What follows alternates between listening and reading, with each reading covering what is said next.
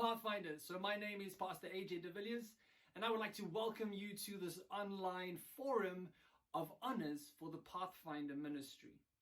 You're here today because you're interested in learning more about what the Pathfinder ministry has in store with regards to honors. And I want to encourage you that if you would like to qualify for this honor, make sure that you subscribe to this channel, which is a bonus, because you'll be receiving more information about honors that will be presented in the future. Then secondly, check the comments below and ensure that you fill in the form pertaining to this honor that you'll be watching. And remember to watch this honor completely, because all the answers you need are within the video that's posted. So I hope you're going to enjoy yourself and that you'll sit back, learn a bit more, and share this information with everyone that you come in contact with. May God bless you and may God keep you as you learn more about this honor that you'll be watching shortly. Enjoy.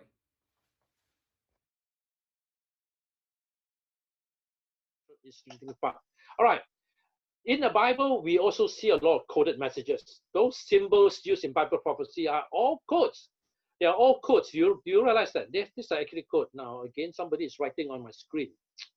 Let me get rid of this thing first and stop share. Let me try again. I just hope whoever it is will stop doing what he's doing. All right. Okay. Okay. Now, question number 9. Name some of the symbols that appears most like codes used in Bible prophecy, and be able to explain the meaning of those symbols. Now, those of you who know the Bible, especially members of the Seventh-day Adventist Church, you have studied Bible prophecy. You know that the dragon in the Bible is not the dragon. It represents what? Satan or his agencies, okay?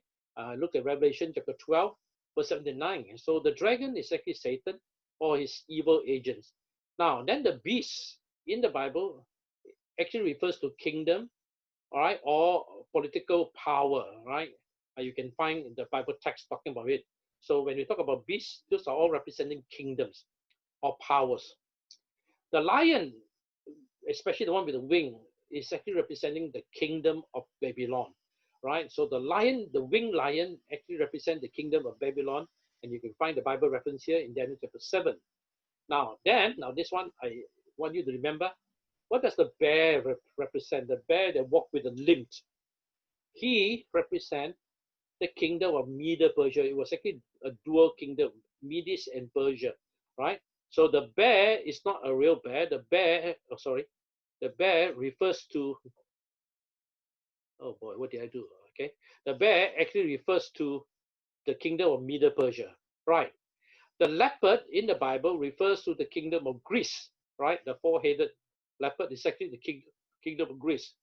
And of course, the serpent in the Bible again represents Satan, the arch enemy of truth, of God himself. And the wolf in the Bible represents disguised enemy or false prophet. Okay, so these are people we need to watch out. Wolf, people who disguise themselves in sheep clothing. And then the ram, now this is another Bible prophecy in the same book of Daniel, but this time in chapter 8. The ram represents Medo-Persia. So there are two animals that can represent Medo-Persia, the bear or the ram. Okay, but if I ask you what is the ram, remember you say Medo-Persia. And the goat represents Greece. All right. So these are all some of those so-called characters, creatures, which are actually coded messages, okay, found in the Bible, right? And lastly, the horn refers to either kings or kingdom, and in some cases, a church power, all right? Again, those of you who know Bible prophecy, you know what I'm talking about, that it could also refer to an ecclesiastical authority. So that's the thing I want you to remember, that in the Bible, we also have what we call coded message. All right, now number 10. This is where you really need to pay real attention, okay? You're going to learn about ciphers, okay? And I need to tell you something, that when you write in codes, all codes, coding system are basically divided in two main branches. You have what we call the transposition ciphers, all right? So we need to understand what transposition means, and then know how to encode a message using any of the transposition cipher, and then very importantly, how to decode it. So the first thing I'll be teaching you right now, and this is where you need to take out your pens and paper. Everyone, make sure you take out your pen and paper. because you'll be given the actual code and you're supposed to do the message, all right? So get ready. So what are transposition ciphers? So let me start off by explaining this, okay? A transposition cipher, okay, is made up of, is a method of encryption by which the position or the unit of the plain text are shifted. Now, what do I mean by shifted? Normally, you write in this way, right? A, B, C, D, E, F, G. In a straight line, correct? You write A, B, C, D, E, F, G, H, I, J. That's how normally we write, correct? But in transposition cipher, what happened? You shift those letters and it becomes something like this. A, B, C, D, E, F, G, H, I, J, K, L. And that's why sometimes we also call it the zigzag cipher. Now, this particular example of transposition cipher is the rail fence, just like in the railway lines, you have fence to prevent people from coming through it. So this is the best example of a transposition cipher, is the rail fence cipher, also called the zigzag cipher. Now, watch how I write a message, okay, using a message. Now, remember, what is transposition? Where the normal text, those So we alphabets can see the screen. You can't see the screen? Yes. Is that right? We can see the question only. Oh, what happened? Oh, I don't know, sir. okay, let me try again. Okay, can you all see it, everyone? We can see the question, so that's 10.1. Know what No. a transposition cipher is. I can't see the Oh, screen. you can't see the screen. What happened? Now? I can No, see the what's it screen. Okay, No. can you It's just see the slide is not moving. what's that? The slide's slide is not moving to the next moving. one. Okay, now is it moving now? No. So Is it maybe huh? restart your share there, Pastor Simon. Maybe just restart your Okay. share. All right, I think okay. it might have All right. frozen. All right, okay. Please unmute everyone. Okay. All right, thank you. Let me try again. Or please mute everyone, not unmute. Okay, can you see it now? Yes, we can see that now. If you Okay. Yeah. All right, let me please mute. okay, can you see the screen now, everyone? Yes. Is it clear? All right, good. Now, okay, please unmute yourself because it's very noisy, okay? Everyone unmute yourself, please. All right, now, the transposition cipher is where the alphabets have been shifted, okay? In other words, it doesn't go like A, B, C, D, F, G. In other words, it go A, C, F, you know, it jumps, right? And in other words, it's being shifted. Normally, you will write A, B, C, D, E, F, G, correct? But in this case, you write A, B, C, D, E, F, G, H, up and down, up and down. Now, this example that I've just used is called the rail fence cipher, also called the zigzag cipher. Now, watch how this is actually used to encode your message, all right? For example, this is a joke, okay? We're going to use a 3-row rail cipher. Now, this is only 2 rows, but now I'm going to use a 3-row. In other words, instead of just 2 lines, 2 rows, you'll be 3 lines, okay? A 3-row rail cipher. And the message is, okay, just for fun, James Bond needs backup. He needs someone to help him. James Bond needs backup, all right? So let's just say this is a message, okay? James Bond needs help. So guess what happened? Remember, I told you this is a 3-line cipher, a 3-row fence cipher. So what do? The first thing you do is to take away all the space in between. So remember, you don't need this space. So James Bond needs backup becomes like this, right? You remove the space in between. Okay, got it? That's the first thing you do in the process of encoding. Secondly, then you draw this matrix. You come up with a grid like this. All right. Remember, since this is 3 rows, so you do it. You draw 3 lines. All right, and you split it into columns. So in other words, it's boxes after boxes in 3 rows. So what happened? Watch how I put those words into these 3 rows. Okay. In other words, just like this, I put it in these 3 rows. So what happened? Watch very carefully. The word James, remember, instead of writing James, James, I won't write it this way. I will write up and down. You understand? So J, then A, M, E, S, which is James, and then Bond, B, O, N, D, and then needs you, N, E, E, D, S. All right, back up, B, A, C, K, U, P. So what happened now? This message right now, unless you read it top to bottom, you won't know what on earth it means. And now what I do is this. When I send you this message, I will put the second row behind the first row and the third row behind the second row. You do know what I'm talking about? Now watch very carefully. Put this entire second row behind the first row, and then the entire third row behind the second row, which is behind the first row. So in the end, it becomes like this. Can you see what I'm talking about? This first word, John Depp. Can you see here? John Dow. And then S Nesh something, which is the second row. And then the one MBD, which is the third row. So you join the second one, you put it here, and the third one, you put it here. In the end, it becomes a totally unintelligible message. All right? So nobody will know what it is, but essentially it's make up of 3 rows. You understand? Because what happened? You have used a method called what? Transposition, in which the alphabets have been transposed or shifted. That's what you have done. You shift them. You understand? So that's what transposition means. So this is the coded message using the transposition method. So here comes the question. If you receive a message like this, knowing very well that I have used the 3-row cipher method, the 3-row Rail Fence Cipher. When you receive a message like this, how do you decode it? Very simple, okay? So watch very carefully how I do it, okay? I'm going to show you how we decode it, right? Now, by the way, remember again, this was the original message. James Bond did back up. But when you use the Rail Fence Cipher, the 3-row, it becomes like this. Who on earth will understand what this is, right? Unless you know that the secret to unravel this is to put them back into the 3-row, and then you can see the message. All right, so let's see how we decode it, all right? Let's see how we decode it. And by the way, every single alphabet is actually here. Can you see it? Right? Every single alphabet is actually here. Right, so now, decoding. So knowing very well this is a 3-row cipher, so what must you do, right? 3-row, that means this message had to be split into 3 rows. That's what you need to do, okay?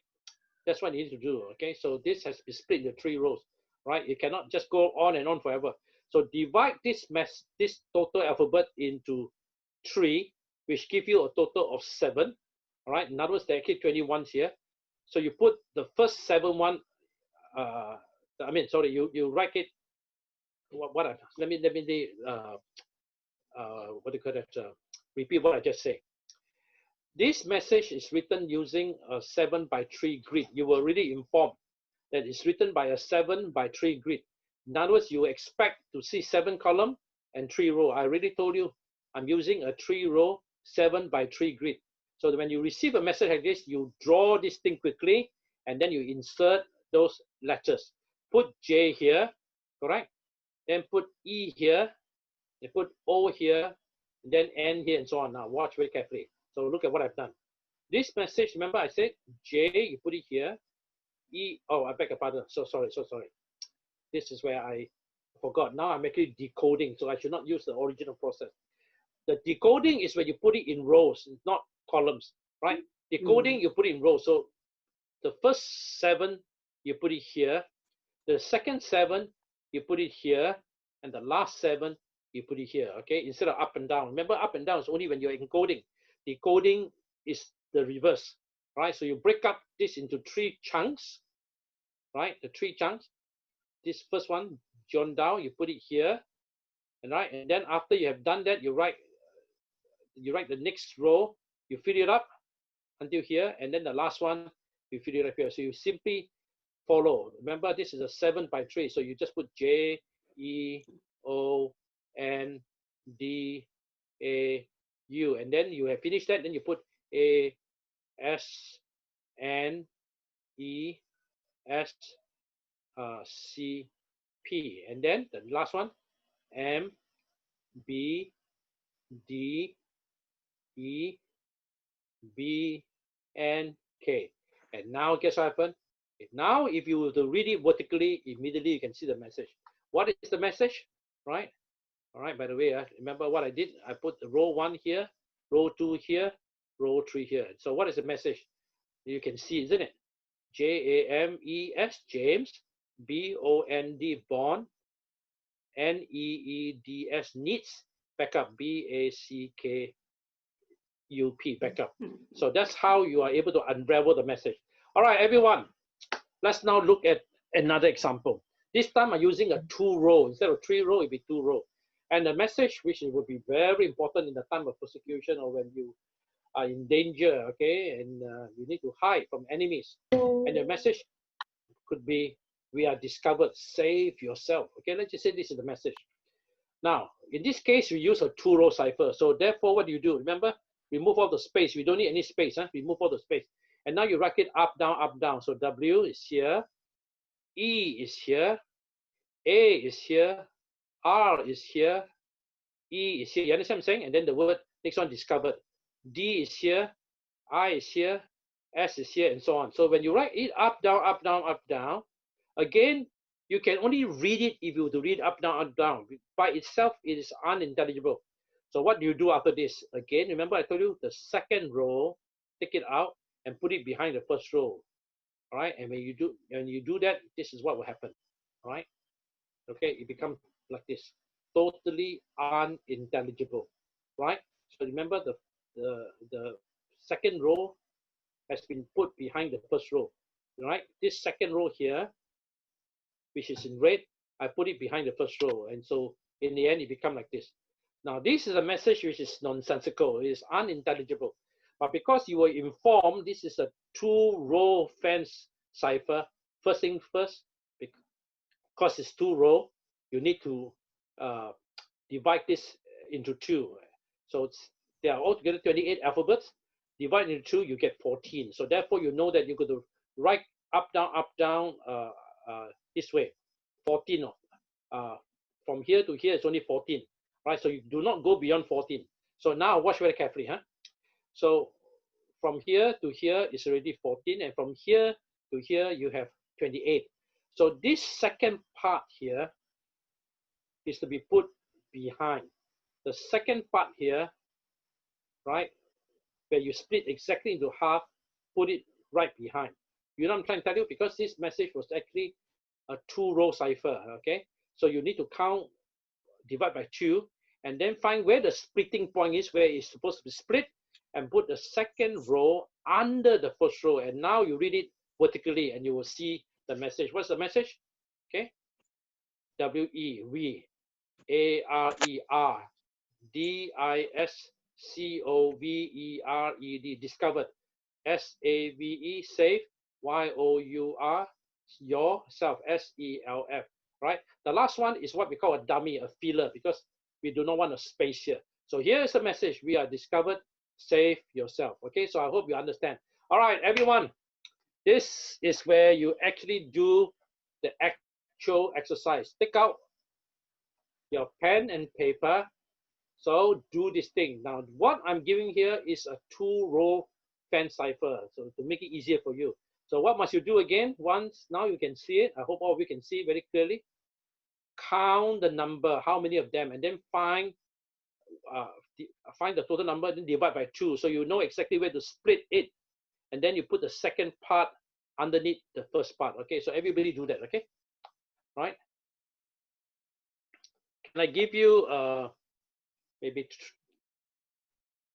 2 minutes to do it? Okay, right? So count. Okay, let's count. 1, 2, 3, 4, 5, 6, 7, 8, 9, 10, 11, 12. 13, 14, 15, 16, 17, 18, 19, 20, 21, 22, 23, 24. So the 24. So what must you do? You count up to the 12th number, and then from the 13 onwards, bring this second row under the first row. All right? So 1, 2, 3, 4, 5, 6, 7, 8, 9, 10, 11, 12. So this is number 12. So you know what to do now. All right? So I don't want to help you too much. So bring the second row under the first row, okay? And let's see who's the first one who crack the message. Okay. If you can crack the message, send it through a note form. Okay. Don't shout out the answer. Okay. Let's see who's the first one who can crack this message. This is simple because it's only a 2 rows fence cipher. Okay. Okay. 2 person raised their hand. Is it? So you found the answer, someone? Can you type a message? Yes. Oh, you found the message? Yes, You sir. found the, okay, good. All right. Since you found it, tell me what's the answer. Come What's at the, 2 p.m. at back door. excellent.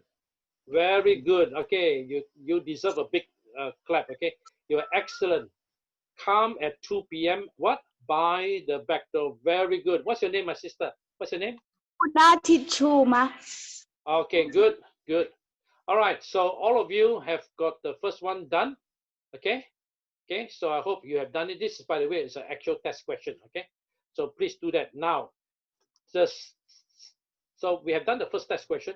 So what will happen for test number 2, 3, 4, 5, 6? I will not give you the answer. Okay, you are supposed to send the answer to your conference director, or if you're doing the test under me directly, you send the answer to me. All right, when you do the test. So from test number 2 onwards, we will no longer be asking you to give me out the answer. You will to send it to your conference director, who will have the actual answer. All right. Now, so you have already studied about transposition. Remember, transposition is where you shift. Remember the keyword, you shift the alphabet. Substitution is totally different. Okay, substitution, oh my, is totally different. How is it different? It's so simple. You are essentially changing that letter alphabet into something else, a symbol, or it can be a totally different alphabet, right? In other words, in my case, A is actually N, B is actually J. Now, by the way, I'm using a cipher that I developed that's called the magenta twin cipher. So I can tell you right away. Let me show you what I'm talking about. For me, K is actually a B. Okay, I mean R, sorry, and N is an A. O is actually an S, right? And then a W is actually a D. You see in my head, because I already know the magenta twin cipher. Once I see this, I can substitute for something else. Now remember, this is not shifting. This is substituting. Now I can actually use alphabet, or I can actually use symbols, as you will see. Okay, so let's now study how it's done. What's the sign? Now, there we go. Yes, yes, question. I think the screen wasn't moving, so I don't know if this is the next one after that question. All right. Okay. Let me show again. Oh, we're having some technical challenge. Huh? All right. Okay. Can you guys see it? Yeah. Yes. Okay. Let me. Yes, Okay. Let me come back to where I was just now. Now, substitution cipher. Let me just say again, is where you replace that original alphabet with something else. Now, remember, you're not shifting. You're not using the rail fence up, down, okay? But that in your mind, A is actually an N, B is actually a K or whatever. Again, you have to have a code book for that, right? Just like what those Germans did using the Enigma. When you see that letter, you know it's not that letter. It represents something else. In other words, you are replacing the original alphabet with something else. That's what substitution cipher is all about. It is replacing the actual word, the letter, with something else, or with a symbol, right? Now, in terms of symbol, let me now show you with you example of what I'm talking about. Let's see whether I can upload this to show you. Give me a second. I should have showed it just now. All right, now let me show you the famous example would be a Morse code. Some of you know Morse code, right? Okay, now look at my Morse code here. All right, here. Okay.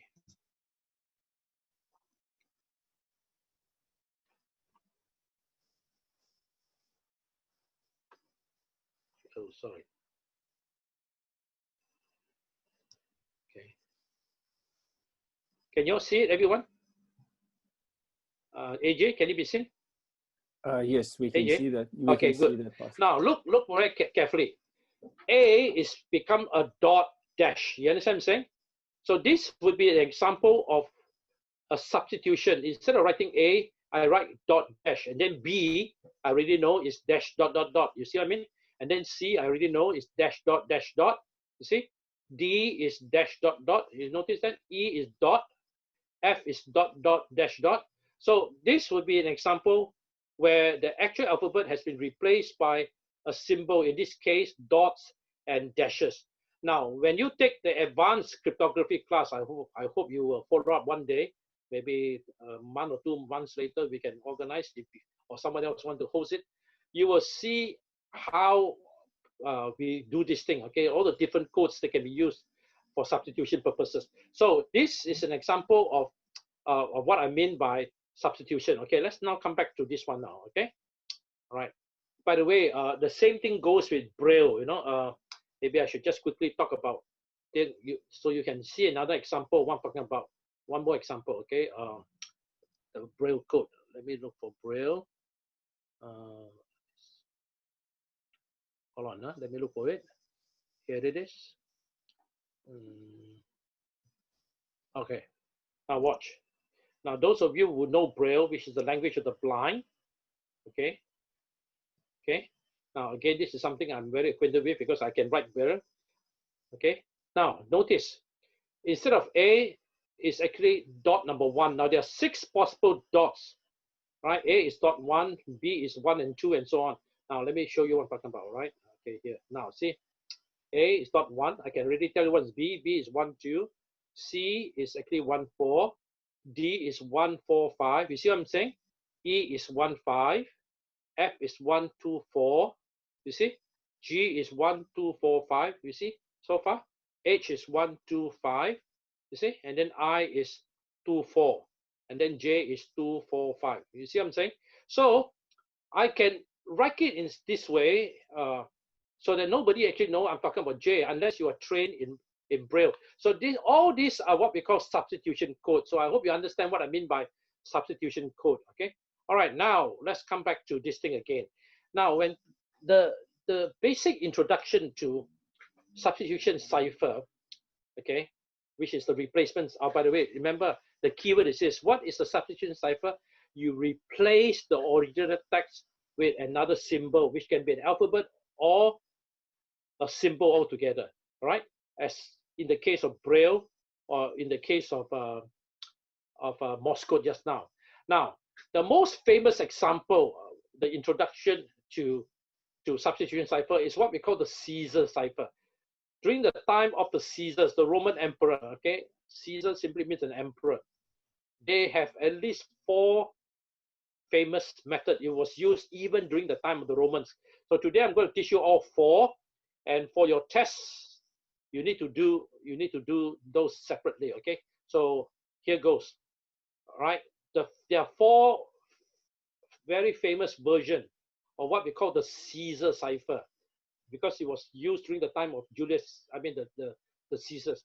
The first one, this is the easiest, alphabet substitution cipher. The first one, alphabet substitution cipher, right? Okay. So this is version number. Oh, sorry, I beg your pardon. The first version is called the reverse alphabet order. Version number 1, I'll teach you 4 versions. The first version is reverse alphabet order. So what am I talking about? Everyone watch carefully. Here is the actual one. A, B, C, D, all the way down to Z, okay? Now, because in this case, how do we substitute? We substitute by writing from the opposite order. So now, A, B, C, all the way to Z. And then now for the cipher, you write from bottom up, A, B, C, D, all the way to Z. Therefore, giving yourself a tool by which the actual text can be converted in something else. So for example, the word Pathfinder. P is actually a K. A is actually a Z. You see what I'm saying?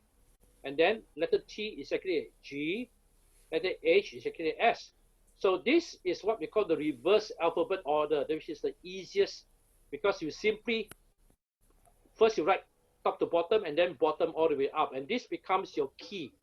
in writing as well as in decoding. All right? Now, okay, everyone try this, okay? This is your practice right now. This is not a test. Test will be later on. Everyone tell me what is the message now that you already know, okay?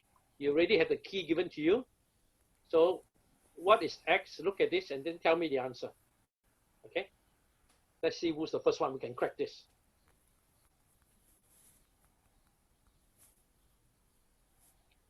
Remember what you do. By the way, don't make the mistake of looking from the left to right. It should be from the right to left, okay? So don't make the mistake of left to right, okay? So look for X here and then find the original actual. So do not do from left to right, but right to left. Huh? I hope everyone is doing it right now. Because if you don't practice this for the actual one, you won't be able to do it. So this is a good time for you to do the actual practice, okay? Please do it now.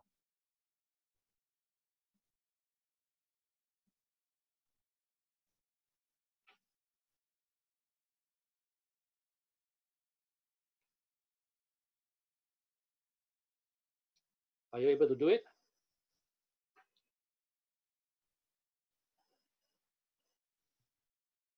Yes, I see just about everyone's posting on the chat. Oh, they got the answer? It looks like it. Okay, unmute the person who's waving his hand. That particular person. Okay. All right, what is the answer?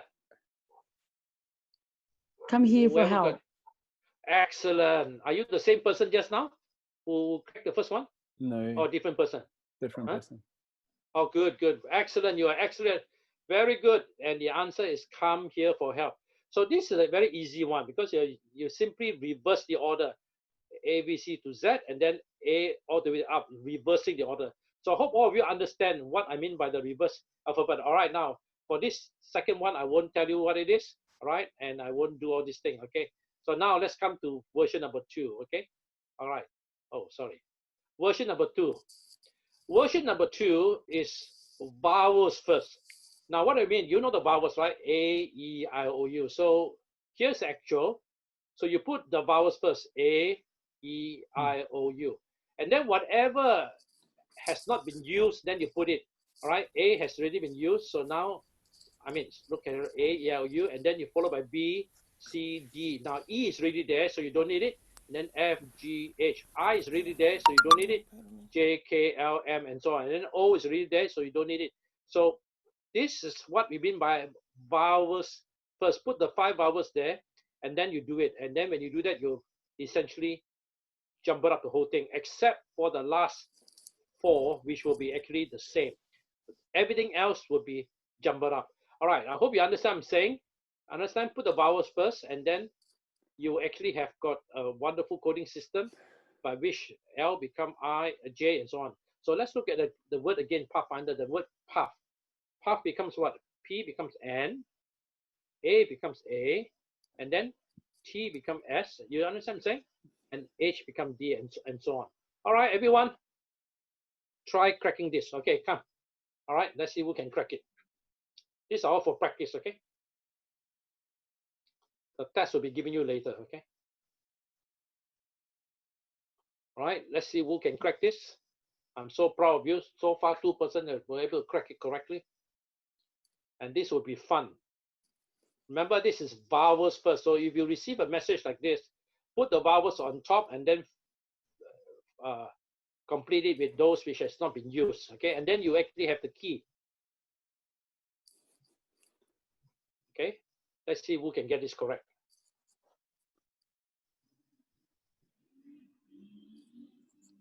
This is a very short one, should be okay.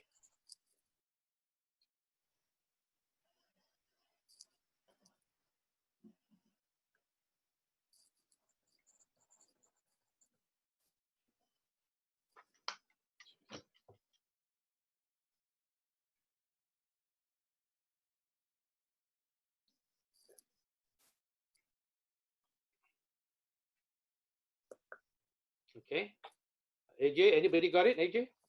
Yes, people have got it. Okay, Maybe whoever it is. Let's see if Doreen Sitole can tell us what it is. Okay, what's the answer? Doreen Sitole, are you there? Doreen? What's the answer? What's the answer?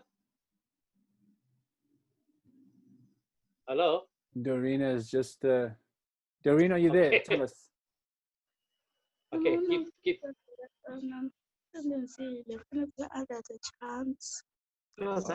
All right, so everyone has, well, some people have said meet on Tuesday.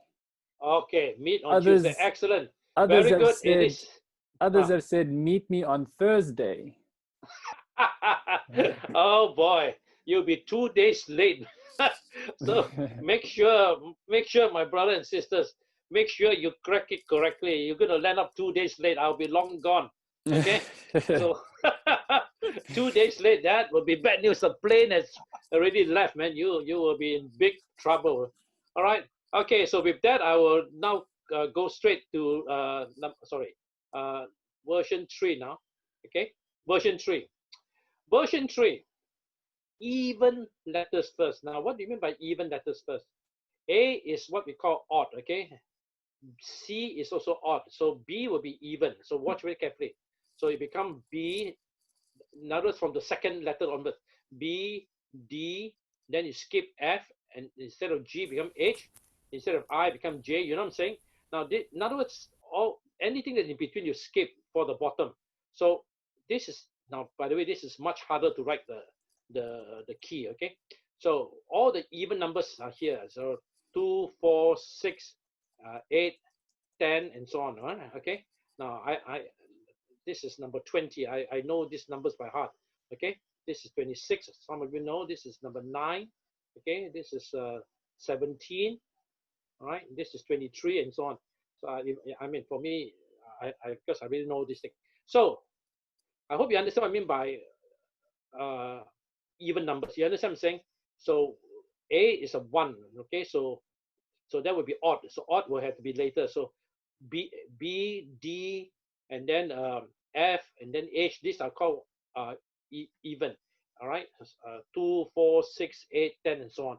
Okay, so put all this from 2 all the way to 26, right? Which is why you notice number 26 is actually Z, and X is actually 24, and then 1, 3, 5, 7, and so on. Okay, so this is what we call even letters first.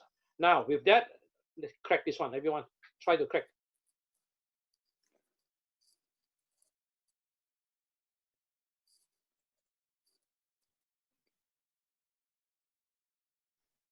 All right, I'm going to quickly run to the restroom. I'll come back within less than a minute.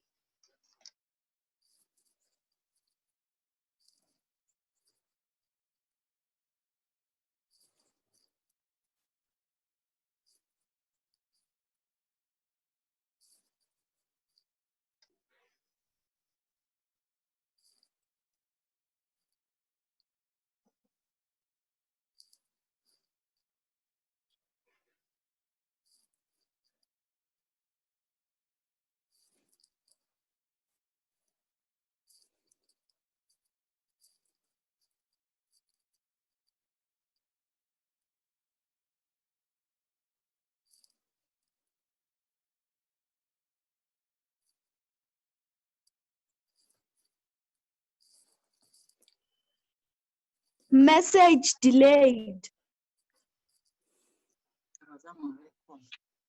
Well done, Unnati. Well done. Okay. Okay. Someone crack it? Yes. Some of the kids are very fast. Some are saying message delayed. Excellent. The message is delayed. Very good. All right. Very good. And so now we come to the 4th version. Okay. Remember what's the first version?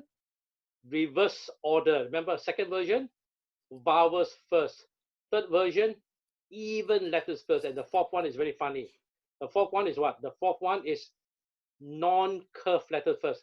Are you aware that in the English alphabets, some letters are curved, right? Right? C is curved. A is not curved, by the way. A, if you look at the capital A, it's very angular. E is not curved. I'm talking about the capital letters, okay? So the non-curved letter first. Now, watch. A is not a curved one, E, F, but the curved one will be starting from C.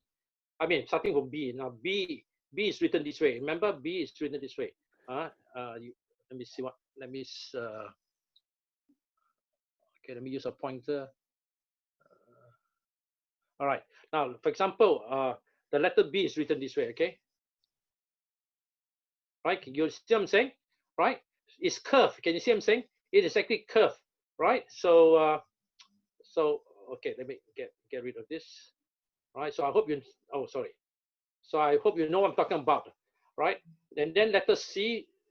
Oh, okay. Okay. Let me come back here again. Sorry. All right. So now I hope you know what I'm talking about non-curved letters.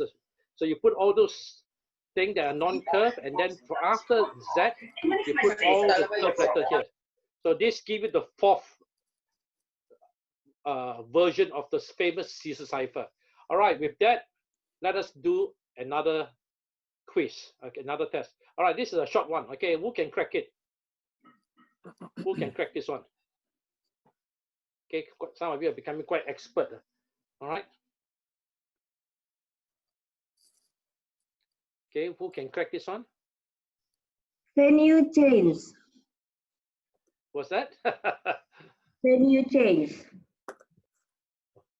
Oh, you already done that? How are you able to do it so fast? Unless you have got my notes from someone. Did you get my notes from somebody? Oh boy, you were very fast. And you are actually right. What is the, okay, for those who are still working, what do you think the message is?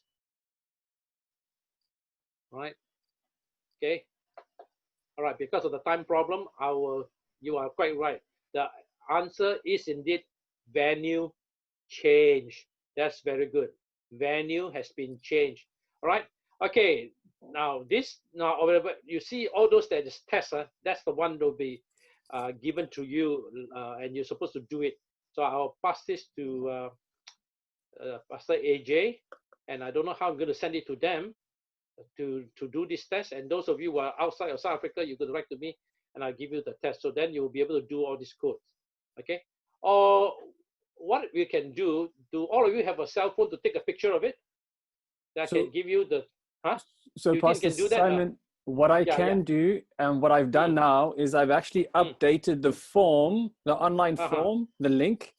And there's two questions that you actually put in the test that you shared with me. For decoding, so I can maybe share the two tests that you said they must do. The first one was the Rail Fence Cipher. There's a question for that, and then there's another one that says decode this message in Caesar Cipher version 2. Okay, version 2. Yes. Version 2 is vowels first. Okay. Yes. So I've got that on the online form, and they can go onto the online form and fill in all the questions.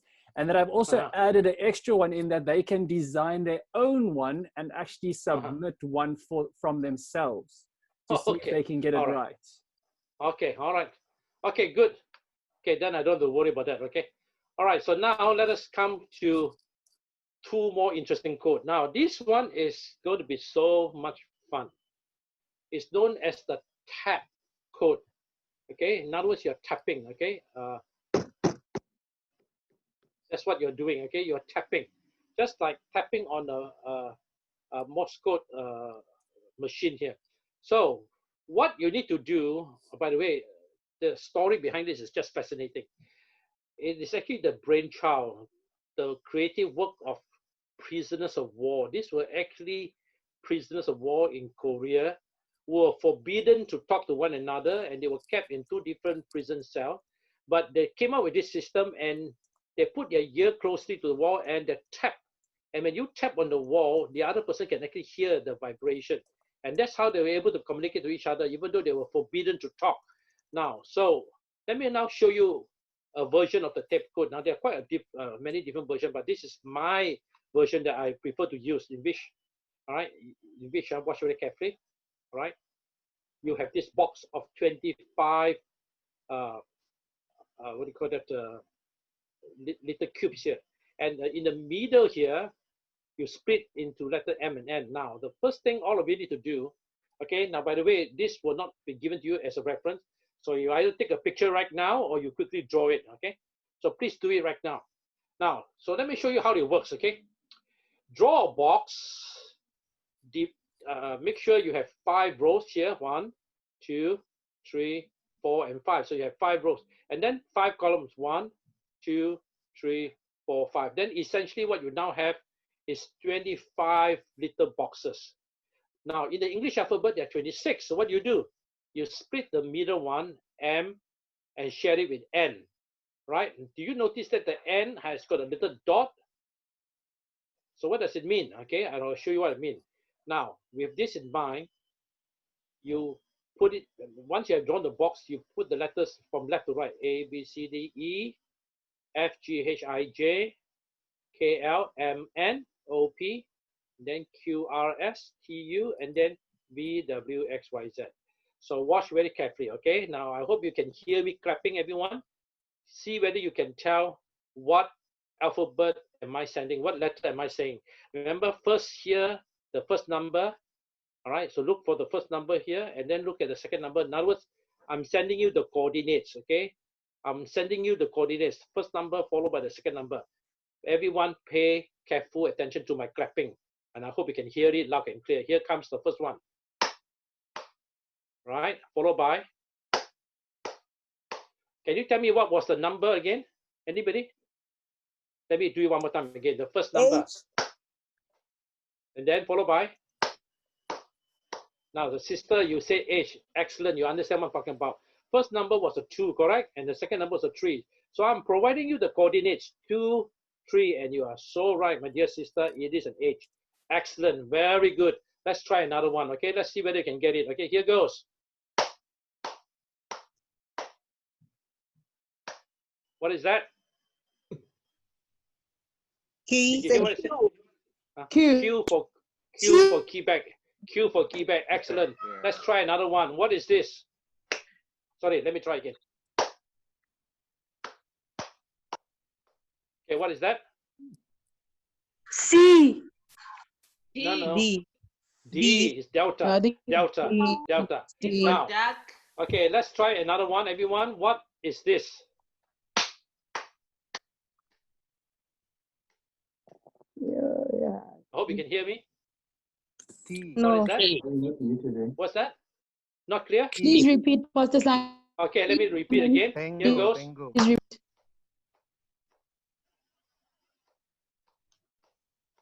Okay. Tango. Excellent. Tango. It was a 4-4. It was a 4 and then by another 4. So you look at 4 and 4 and it meets exactly here. This is the coordinate and you're right, tango. Now, if you are smart and you've been thinking, you should be asking me a question. What is the question you should be asking me? What should be the question you need to ask me? How do you clap M and N? Excellent. That was the question I'm waiting for someone to ask. I'm so glad you were discerning. You are absolutely right. So watch how I do M and then how I do N, okay? Did you notice the N has got a what? A little dot. That means dot represent an emphasis. An emphasis. That's what I'm saying, okay? The N, the dot is an emphasis. So if I were to do an M, it becomes like this. 1, 2, 3, 1, 2, 3, correct? You know immediately it's an M. But if it's an N, now watch very carefully. If it's the N, it becomes like this. Sorry, let me try again. You notice the third part is louder? Yes. 1, 2, 3, 1, 3, You understand? You have got the that is a bit louder. And if I were to hold your hand, let's just say I hold your hand, okay? In other words, imagine brother AJ and I, we have been unfortunately captured Sorry, by Pastor pirates. Simon. Sorry. Our hands were tied behind our back. Okay, AJ, now both of us have been gagged. We can't talk. But as long as I can hold your hand and you can hold my hand, I can squeeze. Pastor Simon. Yes. Question. Yes, someone? Who is this asking me a question? Hello? Were you trying to ask me a question? Okay. I don't know who was the one supposed to ask me a question. I think that the problem was that someone was talking during the time you were knocking. Oh, I see. Okay, so let me repeat again. Right. First thing I want to repeat. The difference between letter M and N is that M is just 1, 2, 3, 1, 2, 3. But when it's letter N, N for November, is 1, 2, 3, 1, 2, 3. The third one, you have to give it emphasis. It's going to be louder. So it's the same thing with squeezing your hand. If I were to squeeze your hand to send you a message, if it's M, it will be squeeze 1, 2, 3. These are all soft squeeze, and then another 1, 2, 3. But if it's an N, it will be 1, 2, 3, and then 1, 2. The third one will be a very tight squeeze, and that's how you know I'm not sending M but an N. Do you understand what I'm saying, everyone? Because I've given it emphasis. The squeeze is harder. You understand what I'm saying, right? By the way, this was a game I played with the Cambodian Pathfinders.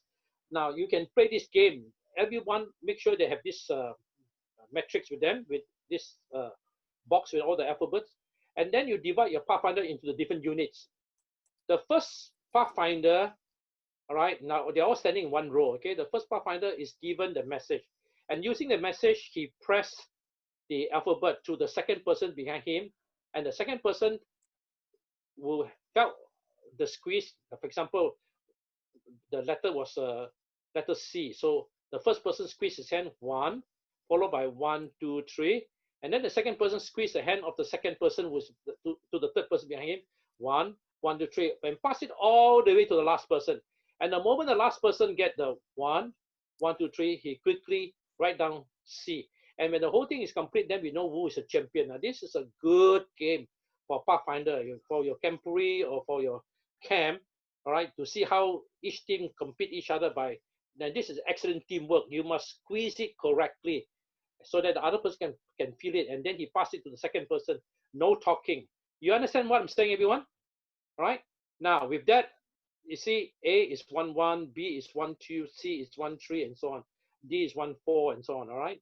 S is 4, 3, T is 4, 4. And remember, I told you M 3, 3, N dot 3, 3, with the squeeze. All right. With that, let's see whether you can tell me what is this message. Okay, everyone, tell me what is this message. Come on. What did I send you? This is the tab code. What is the message?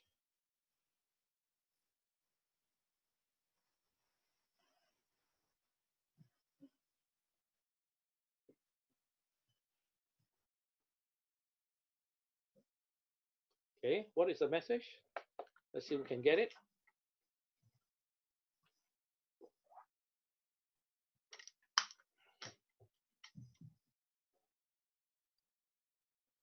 Come here, John. Excellent. Wow, that was very fast. You are excellent. And you are right. The message is indeed, come here, John. Okay. Right now, this is a test, so I won't give it. All right. So now let's come to another code. So very good. So you have learned the tab code, which is actually a substitution code.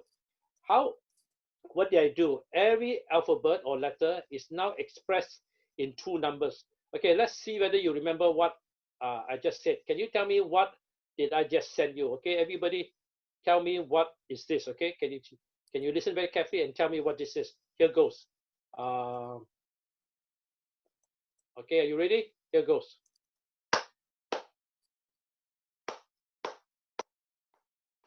Okay, what is that, everybody? H. No? Huh? H. J. What's that? No. Listen carefully. Listen carefully to the clapping again. Everybody, are you ready? Here goes. Followed by. All right. What is that? Echo. Huh? It's a J. J. Excellent. It's a J. Juliet. 2, 5 is actually a J. You actually, okay, one more example. Okay, apparently I'm still not convinced you got it correct. Okay, let's try another one. Okay, here goes. What is this? Sorry, let me try again. Followed by. Golf. What is it? Golf. Huh? G. Golf. Golf. Excellent. You're right. It's a G. Golf. Very good. All right. Now I feel happy. Okay. So you do know. All right. Now, so that You have learned the season code. There are 4 different. Hello, please pay attention now. Can you unmute yourself so that you can listen? You have learned 4 versions of the Caesar code. You have learned the tab code. Now these are all substitution code. And now the last substitution code, by the way, there are so many because of the time problem. I can only teach you that much. Is the famous pig pen code. Okay.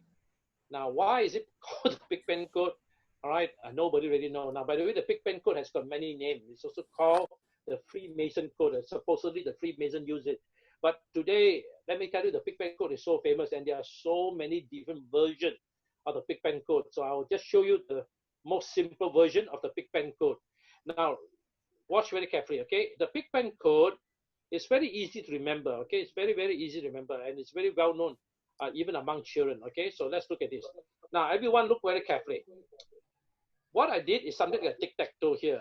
One tic-tac-toe here, followed by tic-tac-toe here. And then I do a cross here, and then I do a cross here.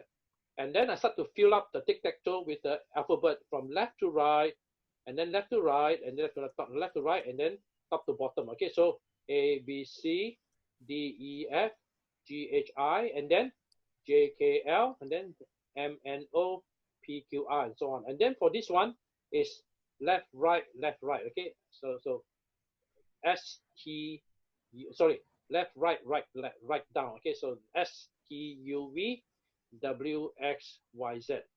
Notice the tic-tac-toe on the right as well as the cross on the right. Each one of them, alphabet has got a dot. What does it mean, okay? And how do you use the pig pen code? Listen carefully, everyone. Pay very carefully attention. What we are doing right now, remember this is a substitution code. We are converting the alphabet to become characters that's made up of angles. So A is written as this way, this way. B is written as this way, this way, this way. You understand what I'm saying? All right, let me just draw it so you can see what I'm talking about. Okay, hold on, let me draw it so you can see what I'm talking about. Okay, so let's try, for example, the letter D. How do I draw D? The letter D. Oh, sorry. Can you see the letter D? You understand what I'm saying? And then let's see how I do the letter I. I will be. Can you see I, everyone? The letter I. I will be written this way. Oh, sorry. Right? Can you see what I'm talking about? Very poor drawing though. Let me end this. Let me end this first. Okay. I wish I got better handwriting. All right. So again, let me explain to you again. I will be written in this way, and then E will be a box. Letter F will be this, this, and this. Now, okay. Now, let us now actually look at the actual thing so that it'll be easy for you to know what I'm talking about. All right, here goes. Oh, what happened? Now, can you see what I'm saying? Just now. Oh boy, I should not use this thing. Let me get rid of this.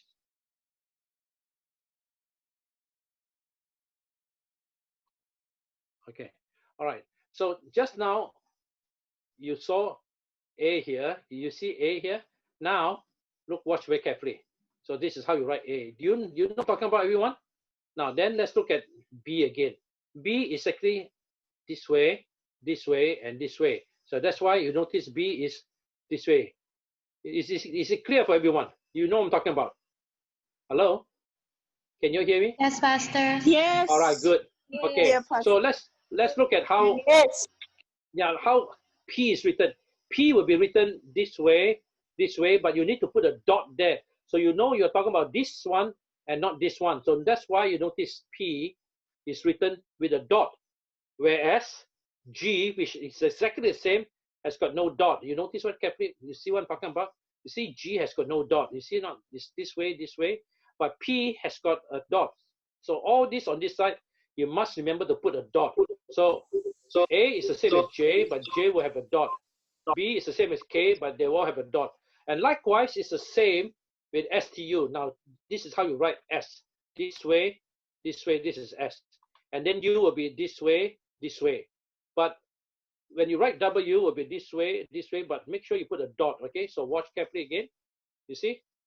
S, and then this is W. But all this on this side has got a dot inside. I hope all of you know what I'm talking about.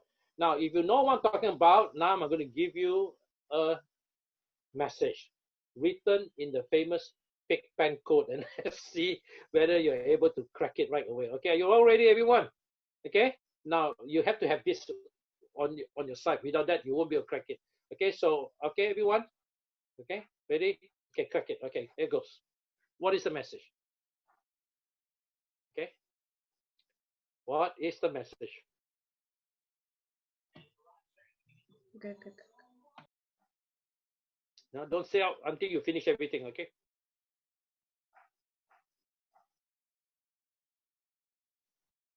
I'm able to do this by memory, okay? Because I've been teaching for years, so when I look at it, I already know what the message is.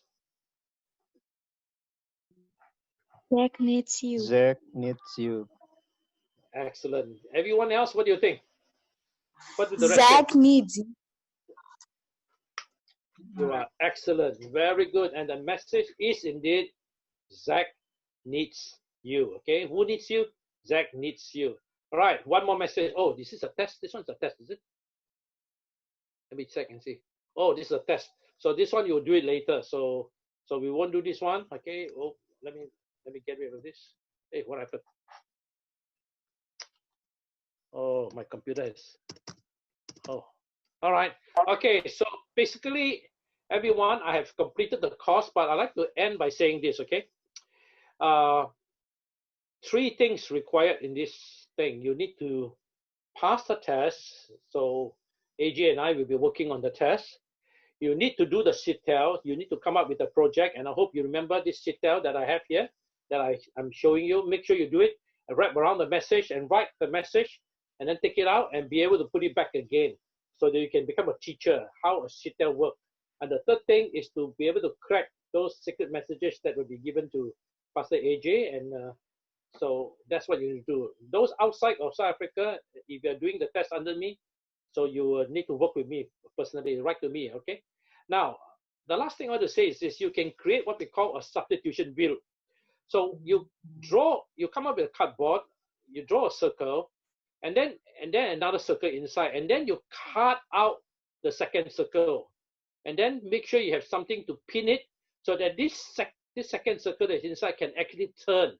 Right, the first circle you glue it so this first circle does not turn, but the second circle is free moving. Okay, all you need to do is glue the outer circle. The outer circle is actually being glued, and the second circle has been cut so it can be rotated left and right, right and left. And then you write those letters. D correspond to Y, E correspond to Z, and so on. So you write A, B, C, D, E, F, G all the way to Z, and then the same thing from here, A, B, C, D all the way to Z. Now, obviously, the inside will be smaller and outside will be bigger. Now, then what happened? Then when you change it, for example, this code now uses E as the base. So you can decide to use E as the base. So that means whatever you turn, you must always this thing be facing up, okay? So if you were to put, as long as this is on top, when you rotate this left and right, this will correspond to whatever the letters here. I should have actually videotaped it to explain. I hope you understand what I'm saying. Do you know what I'm talking about? It's a bit hard to explain this. This should have been videotaped.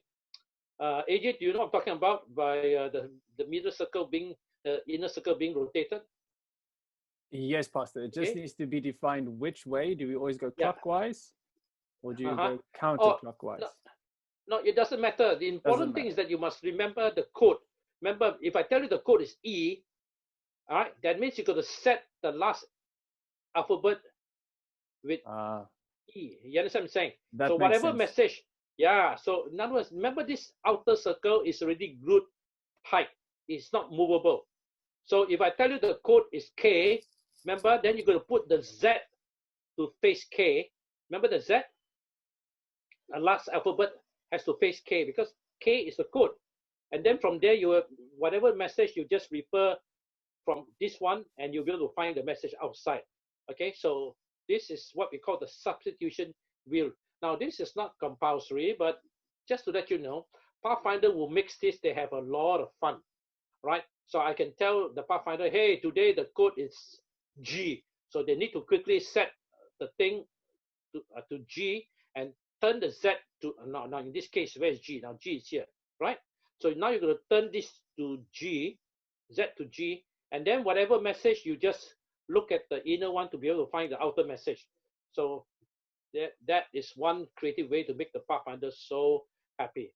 All right, AJ, basically this is the, and oh yeah, so let me just say again, the 3 things required for this honor: pass the test, right?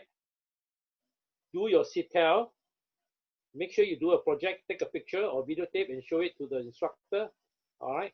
And be able to decode the 5 or 6 messages, I can't remember, okay? Can I, Pastor Cyber, can I maybe show what the form looks like online, and then you can go ahead, go ahead. Yeah, so maybe go ahead. Stop your sharing, and then I will share. Okay, good, thank you. Go ahead.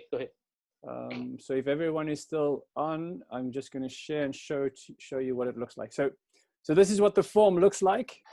All right, it defines your attendees' details. So you can also indicate your conference, where you come from.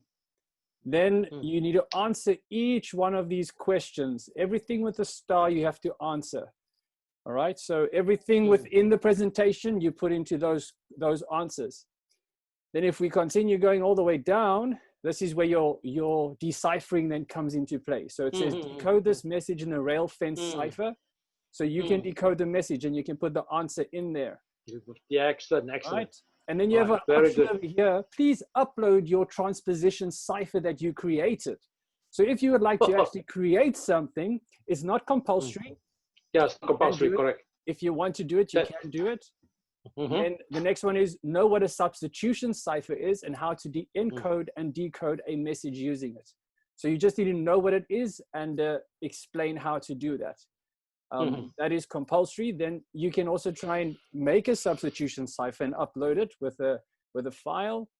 The next one is decode this message in the Caesar cipher version 2, which is vowels first, and then the next one even letters first, then non-curved letters first, and then this is the tap code. So decode this message written in the tap code, right? And then the last one is decode this message written in the pig pen code. And you haven't done that yet, have you? You'll have your example as a pig pen at the bottom. Okay, all right. Okay, so this is not completed yet, right? It's not completed yet, right? No, it's not completed yet. So this form is complete. This form is complete. If you want us to change a few things, we can. But then people mustn't fill in the form now because they'll have to fill it in later. But if they can. I see. Very good. For question 15, they are to write the message in pig pen code. That's what you're saying, right? So no, here is the pig pen code. So. Oh, okay. So I couldn't see clearly. Good, very good. Now, AJ, you have done an excellent job. Is it possible to make this available to those outside of South Africa? Yes. This is online. So this will be connected. This will be connected to the YouTube video. So anyone watching the YouTube video, in the comments, they'll be able to access this. And they'll be able to fit it in. The only thing is I will receive the answers and we will then send that through to the various, so I will then send a list of people to fill that in to you, Pastor. Okay, excellent. That will be excellent. That is excellent. Oh, that's really wonderful. I'm glad for that. Okay. Perfect. So if everyone is, if you're happy, then we can take it from there. Yeah, I'm very happy with this. Excellent. This is such a wonderful. AJ, you have done a good job. Compliments. My compliments. Very good job. Thank you so much. Okay. Great. It's a big pleasure. So I think from here we can. This is now live. So if you have the link, they can go and fill it in, and they can use it from there. Okay. All right. I need to show. I need to. Yeah. Go ahead. I will also add the link on the YouTube video. Then you'll be able to access it from there. Okay. All right, let me just come back to my last slide now. Last slide. Okay. While you're going there, I see Jerome has his hand up. Would you like to say something? Okay, go ahead, Jerome. Yeah, go ahead. Jerome. Hi, Pastor. Hi, Pastor Simon. Hey, how are you? How are you? How are you? I'm very good, Pastor. Thank you for presenting this honor. I just had a quick question. I don't know if we were going to come back to it, but I was looking at at the badge while you were talking about the ping cipher, and Okay. I figured that the badge must be based on that, right? And then I use the pig pen code, right? Yeah, the pig pin code, and then I use that to decipher what it says there. But I'm not mistaken. I don't know if I'm mistaken, or if it looks like there's a spelling error. Is it intentional or? Jerome, I was hoping people will ask me this on a one-by-one basis. You know why? This is how I know you guys have been doing your work. It is an intentional thing. This is the only honor in the world that is an imperfect honor. It's deliberately made that way. In cryptography, we always do things to throw people off. So I have intentionally throw you off by putting one alphabet wrong. Jerome, congratulations to you. You were the first one to discover that. In fact, when I taught that at BUC, at the British Union Conference, a lot of people wrote and said, hey, this pastor should make a mistake. There is no mistake. It is a forced error. It was deliberately put there. So you are wearing a Pathfinder honor with one alphabet deliberately put wrong to remind you that in the world of cryptography, we often do that to throw people off, you understand, off balance, so that they think that they are wrong. So it is a deliberate thing, and this makes the honor all the more interesting. Jerome, congratulations. You are the first one to pick them up. Usually this follow a few days after when they go through the material, and then they try to decipher that logo. You are good. I thank you so much. Okay, so everyone, he has done the homework for you. So there's one alphabet wrong, and it's not wrong. It was purposely made it that way so that it will throw you off balance. Okay, but we all know that it actually reads cryptography, but one alphabet is wrong, and your job is to find out which letter is the one that is wrong. And this makes this honor very interesting. Jerome, I hope you find it interesting. Okay, Jerome, thank you so much. All right, thank you. Now, with that, let me just come to the last point. Any question? Oh yeah, if you finish this, and I have got evidence that you have actually finished and passed the basic course, you will be eligible to sign up for the advanced cryptography course, which I tell you will blow your mind. You will learn really advanced stuff. You heard about things such as Braille as numbers. You heard about semaphore as numbers. You see, the advanced course basically use numbers as codes, and it's so fascinating for those people who have taken the course. I can tell you, when I taught the course, people just love it because it really uses number, and it's not as hard as you think if you were to attend. So we will work on that later. If someone is interested to host the class, I'll be happy. But this will have to come maybe at least 1.5 months to 2 months later, so that I clear the cryptography honor first. All right, make sure that all of you pass it first. Any of you have any question, write to me on Facebook or any comments. I'll be very happy to entertain your question and give me your feedback. I hope you love this honor, you enjoy this honor. It has been my pleasure to teach you. Let me stop this sharing first. Let me see, how do I stop it? Okay. All right. It has been my pleasure to teach you. All that's left for me to do is to thank Pastor AJ for his incredible hospitality to extend this class to everyone, including those from far and wide, people from Finland, from America, I don't know where else, from the United Arab Emirates, I'm sure, Malaysia, Indonesia, and so on. So thank you, Pastor AJ, and thank you so much for inviting me. I hope all of you had a great time, and that now you understand cryptography and that you can use it. Oh yeah, well, so sorry. The last thing I wanted to say, am I on share screen right now? No. Sorry. Oh boy, where did the share screen go to? Am I out? I think you stopped your share screen, Pastor. Oh, I stopped sharing share screen, is it? Yes. Now where is that share screen? At the bottom. Sometimes I can't find it. Where did it go to? At the bottom. At the bottom, huh? But I can't seem to find it right now. Where did it go to? Oh, where did it go to? Let's see.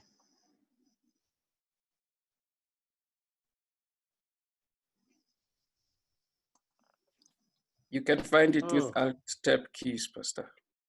Where's that?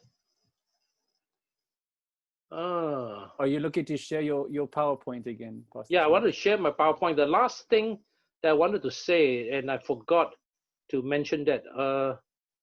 Where did it go to? Now I can't find it. The share screen thing for some reason. Okay, I will share my screen. You can then indicate what exactly you want. I was trying to share how I use this to attract people to our Vacation Bible School. Remember the last slides? Do you have it? The last slide? Yeah, show them. Can you magnify it so people can see it? Now, let me just tell you, there was a church in Malaysia in 2018 where I think someone must have taken the class and they know about my skill as a cryptographer, and they asked me to teach it to make it into a fun thing. So we have a project called Spy Kids Mission Code Break.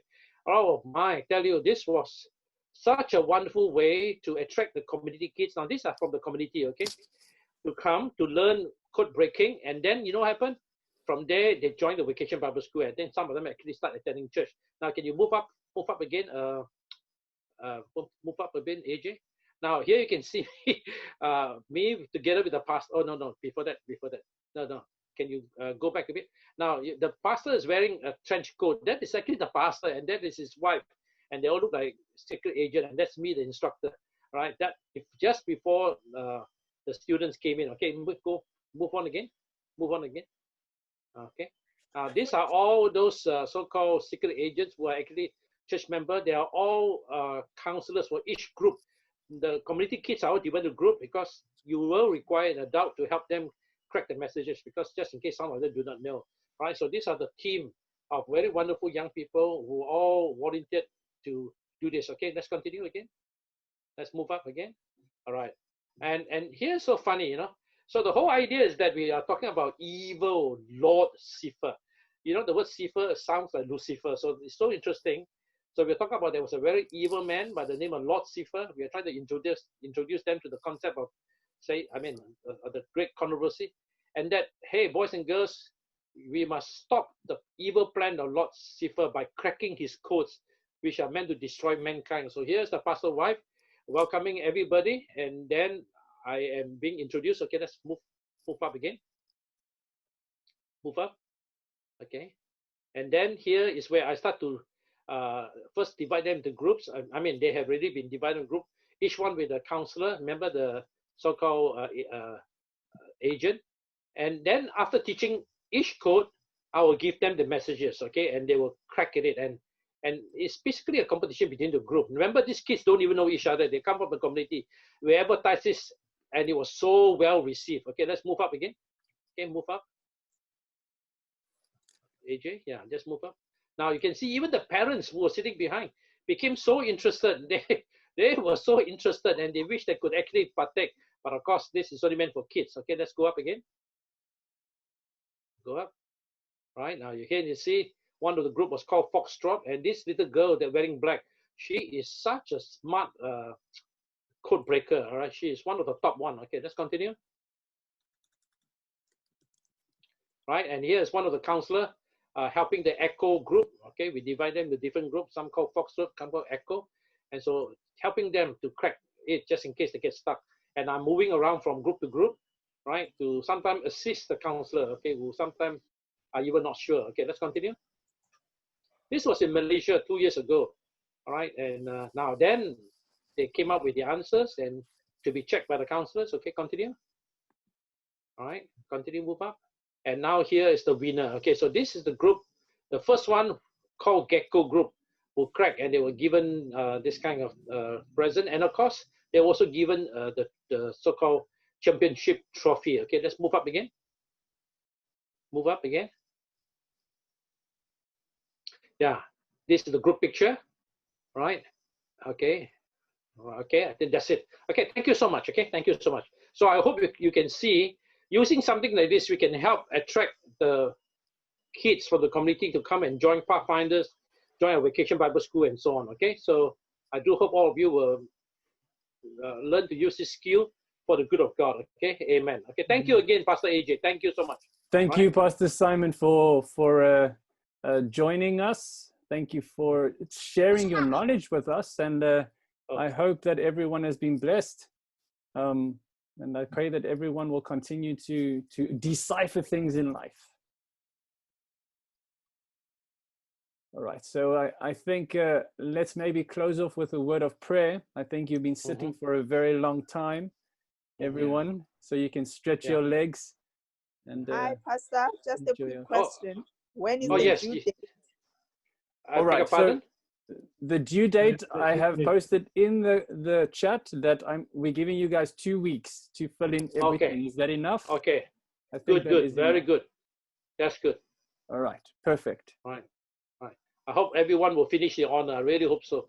Right? Yes. And if you have the link, you can then start filling in, because it's live. So you can start filling in your link now. If you have already tried to fill it in, maybe do it again, because more questions have already come in. So we've put more questions in. I saw that there were 2 of you that filled in during the honor, but I would suggest the 2 of you just go and do the questions again, because there's more information that has come onto that question. So you might not qualify if you just leave it the way that it is. All right, I will send a link once more on the chat. I've sent it about 6 or 7 times, but it is there on the chat again. Yeah, AJ, I want to say something. I'm very grateful that you have given us that 2 hour plus, because when I thought that BUC was in 1 hour and I was speaking like a machine gun, honestly speaking. So all of you who are here in this class, we are just so glad we have the luxury of time to plow through the materials carefully. And I have enjoyed teaching this class because you have given me a full 2 hour. In fact, we went beyond 2.5 hours, I think. So thank you everyone for joining in, and it's been my honor and privilege to teach you. I do hope to keep in touch with you. So do write to me, give me your feedback. Okay? God bless you. I salute you. Thank you. Bye-bye. Thank you. Salute you. Let's just pray, Pastor Simon. Pastor Bombs, would you mind praying for us? Can you share? What is Sunday song Gubana trying to say? Will you share the presentation? They have two things on there. Maybe just type it in the chat. Yeah. Sunday, so can you please just type your question on the chat?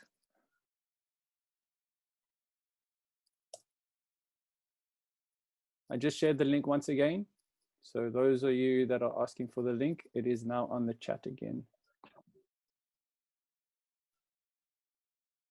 Okay. Pastor Simon, thank you so much. Lunch is served at AJ's place.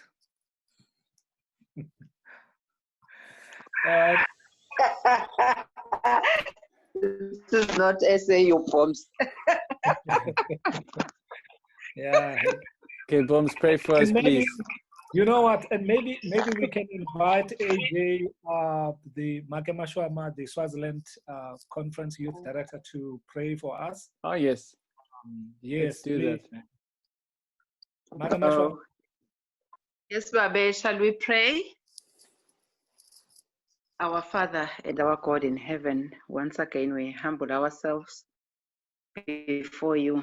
Lord, we want to thank you for this day that has been well spent.